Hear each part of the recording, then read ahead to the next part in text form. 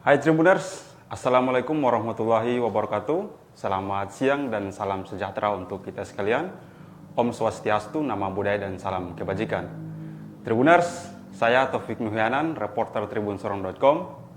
Pada segmen podcast Double D, diskusi destinasi kali ini, kita sudah kedatangan salah satu tamu yang mana beliau ini memperkenalkan spot destinasi wisata yang tersembunyi, khususnya di wilayah Papua Barat Daya, terutama di Kota Sorong. Mungkin Sobat Tribuners sudah tidak asing lagi dengan tamu kita yang satu ini. Untuk itu, mari kita berbincang-bincang langsung dengan beliau. Selamat siang, Bang Chen. Siang, Bang Taufik. Ya, Bang, bagaimana kabar hari ini, Bang? Kabar baik. Bang Taufik juga sehat ya? Ya, alhamdulillah sehat.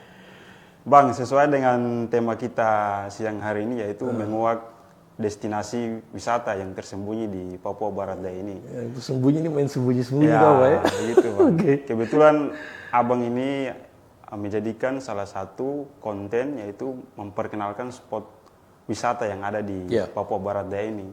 Mungkin Abang bisa ceritakan sedikit bagaimana kisah dan perjalanan Abang dalam memperkenalkan destinasi wisata yang tersembunyi di Papua Barat Daya ini, Bang. Iya, jadi sebenarnya awal itu bikin konten niatnya untuk bantu orang sebenarnya. Bantu orang, ya. Maksudnya banyak spot-spot wisata yang ada di pelosok-pelosok Sorong itu, tapi di situ juga ada masyarakat juga yang tinggal di situ. Jadi sebenarnya tujuannya kita bikin video itu sekaligus ini, kita memberitahukan tempat, tapi ada edukasi juga buat masyarakat di situ, betul. bahwa kalau tempat ini banyak orang datang, bapak-bapak dong bisa jual kasbi kah, keladi kah, atau hasil laut kah, apa begitu. Iya, Bang. Bang, itu untuk Abang ketahui tempat destinasi wisata itu, apakah Abang ada punya orang yang memberitahu begitu, atau Abang langsung yang punya inisiatif untuk mencari tempat-tempat spot wisata itu, Bang? Banyak dikasih tahu sama teman-teman yang nonton juga yang kasih tahu. Jadi banyak teman-teman di media yang kasih info, datang ke sini, mereka kasih tahu sekalian sama arah jalannya juga. Jadi, jadi biasa saya dapat bantuan juga dari kawan-kawan yang nonton. Artinya bahwa para penonton ini mereka menuntun Abang untuk... Betul, para teman-teman yang nonton ini juga cukup informatif. Jadi mereka ngasih tahu tempat, dan pada saat libur ya kita bisa cek, gitu. Bang, kalau untuk produksi konten ini sendiri, apakah Abang sendiri yang mengedit? Ya, semua edit, semua bikin sendiri, ini sendiri. Bang, kalau sejauh ini tempat mana yang menjadi tempat yang paling jauh Abang kunjungi, khususnya di Papua Barat Daya ini, Bang? Sampai saat ini masih di ini ya, Kabupaten Tambrau, di Kabupaten Maibrat, terus Kabupaten Sorong Selatan, itu yang baru di ini. Tapi yang kalau bilang tempat yang bagus, sebenarnya daerah Tambrau juga bagus. Tambrau. Iya. Iya, kemarin sempat di daerah Tambrau, Maibrat, itu pejabat mengadakan kegiatan Trabas dan turun. Oh ya, itu kemarin kegiatan Trabas itu juga cukup baik ya dari Kabupaten Maibrat ya, waktu ulang tahun ke-14. Itu kan bikin acara Trabas dan Tour City itu. Trabas itu untuk motor-motor yang masuk ke lumpur-lumpur, kan. Kalau yang Tour City itu yang masuk kampung-kampung, keluar lagi sampai finish di Kumurkek kemarin. Kemarin sempat Abang ikut terlibat juga ya, Bang? Kemarin ikut terlibat juga di sana. Kemarin saya ikut Tour City kemarin. Ya, jadi ikut Tour City di sana. Bang, untuk memilih menjadikan ini sebagai satu konten, apakah Abang memang punya satu basic atau basic khusus dalam bidang ini sendiri, atau bagaimana sih, Bang?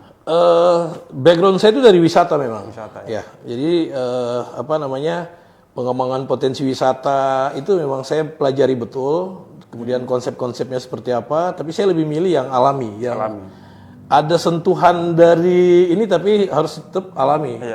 Yang alam di tempatnya harus tetap terjaga. Gitu. Yang masih istilahnya nilai alamiahnya masih terjaga begitu. Makanya saya hindari penggunaan paku atau apa ke pohon, itu saya hindari. Ya biasa saya sarankan itu pakai ini karet diikat ke pohon, jadi tidak gunakan paku langsung. Itu saya hindari memang. Bang, apalagi sekarang ini kan di Papua Barat Daya ada salah satu desa yang masuk sebagai desa wisata, yaitu Malaum Karta. Malaum Karta, ya betul. Apakah nantinya abang akan terus menjadikan konten dan mempromosikan desa Malom Karta? Iya, Malom Karta ini menarik sebenarnya Bang Taufik, karena apa namanya, ada tanggal 5 itu kan ada kegiatan EGEK ya, ada kegiatan budaya juga di sana. Itu karena memang Malom Karta ini salah satu dari berapa ya, tempat yang jadi perlindungan wisata di sana tuh dia masuk gitu, yang di Malom Karta. Iya. Karena mereka gunakan ini alat-alat tradisional untuk berburu, kemudian memanen hasil laut juga pakai alat-alat tradisional. Dan itu sebenarnya sangat menarik sebenarnya. Betul. Artinya bahwa di Papua Barat Daya ini kan dia masih memiliki nilai-nilai alam yang masih terjaga. Iya, betul. Kalau Kabupaten Sorong, saya kira ini perhatian pemerintah cukup serius lah. Cukup serius. Iya. Pengembangan wisata di sana, di Kabupaten Sorong cukup maju lah sebenarnya. Iya, apalagi di Kabupaten Sorong sendiri sudah ada beberapa tempat-tempat pariwisata baru juga. Iya, betul. Termasuk salah satunya yaitu Rumah Etnik Papua. Ya, Rumah Etnik, betul. Yang di ini ya, Kilo 21 situ ya. Iya. Iya. Jadi ada opsi sebenarnya, orang datang ke Sorong wisatanya bisa ke itu. Tidak semua ke laut, tapi ada pilihan lain lah. Biar orang ada pilihan wisatanya. Artinya bahwa di Papua Barat Daya ini tidak hanya menonton ke wisata yang ada di Raja Ampat saja. Betul, betul. Karena kita bicara Papua Barat ini bukan bicara yang di pulau saja toh. Pulau saja, betul Bang. Iya. Artinya bahwa banyak sekali tempat-tempat wisata yang belum tersentuh. Betul. Makanya dengan kehadiran Abang juga sebagai salah satu konten kreator untuk mempromosikan tempat-tempat wisata ini, maka masyarakat luas juga mengetahui hal ini Bang ya. Iya, betul. Tujuannya memang itu. Sekalian saya juga kan suka ini, anak-anak kecil yang mungkin mau belajar bikin video juga kita bantu. Ajarkan mereka dengan menggunakan smartphone itu bisa bikin konten juga gitu. Jadi bukan hanya bikin video wisata tidak, tapi seperti itu juga.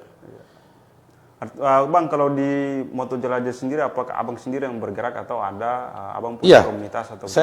Sekarang ini saya butuh bantuan kawan, jadi saya ada punya 2 orang lagi yang kadang suka bantu saya di itu.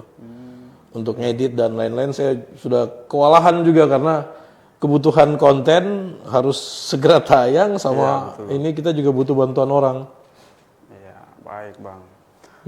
Bang, kalau nantinya ke depan Abang rencananya untuk mengekspos tempat wisata mana lagi nih Bang? Sebenarnya masih banyak. Masih banyak ya? Bang Taufik, masih banyak. Di daerah Kabupaten Sorong, kalau di Sorong mungkin ya itu saja yang kalau kita lihat. Ada beberapa juga yang baru, tapi mungkin lebih ke kabupaten. Kabupatennya? Ya, Kabupaten Sorong Selatan, Kabupaten Maibrat itu masih punya banyak potensi sebenarnya. Artinya kalau kita berbicara mengenai destinasi wisata kebanyakan berada di kabupaten. Betul. Di Sorong juga ada, cuman mungkin sentuhan wisata dari unsur terkait itu yang mungkin belum masih dibutuhkan lah. Kemarin saya lihat Bang di kilometer 12 itu ada salah satu tempat wisata yang baru. Iya, 12 itu yang baru ya di Bukit Love, nama itu. Iya, itu. Itu bagus lah konsepnya, alami, kemudian ada jalur trekkingnya buat orang jalan gitu. Kalau pagi atau sore enak lah di situ. Pemandangan Sorong juga bagus. Iya, artinya bahwa memang ternyata kita bersyukur karena di Papua Barat Daya ini masih banyak sekali tempat-tempat wisata yang terjaga dan kita pun belum mengetahui hal itu. Iya, serius banyak itu. Makanya kita perlu untuk terus mengupdate terkait dengan tempat-tempat wisata. Apalagi ini anak-anak muda milenial sekarang ini kan mereka banyak sekali mengincar tempat-tempat. Betul. Itu jadi tempat yang jadi paling sering dikunjungi kalau ada. Kita kan di Sorong ini sebenarnya butuh hiburan, butuh tempat hiburan, butuh tempat untuk rekreasi, butuh tempat untuk santai-santai, ya itu yang orang butuh gitu. Iya, betul Bang. Apalagi kuliner, sudah jalan semua di Sorong, tinggal tempat wisatanya saja yang belum ini. Bang, sejauh ini kalau kita berbicara mengenai kuliner dan tempat wisata yang berada di Papua Barat Daya ini, apa sih yang menjadi tempat wisata favorit Abang dan kuliner favorit Abang sendiri Bang? Di Sorong ya ini, sebenarnya kalau tempat kuliner ya jajan-jajanannya ini UKM itu. Terus usaha mandirinya kawan-kawan sendiri yang coba kita bantu dorong sebenarnya. Jadi beberapa konten saya itu ambil tentang mereka, tujuannya biar bantu usaha mereka juga bisa jalan gitu. Artinya bantu memperkenalkan. Ya, bantu memperkenalkan gitu.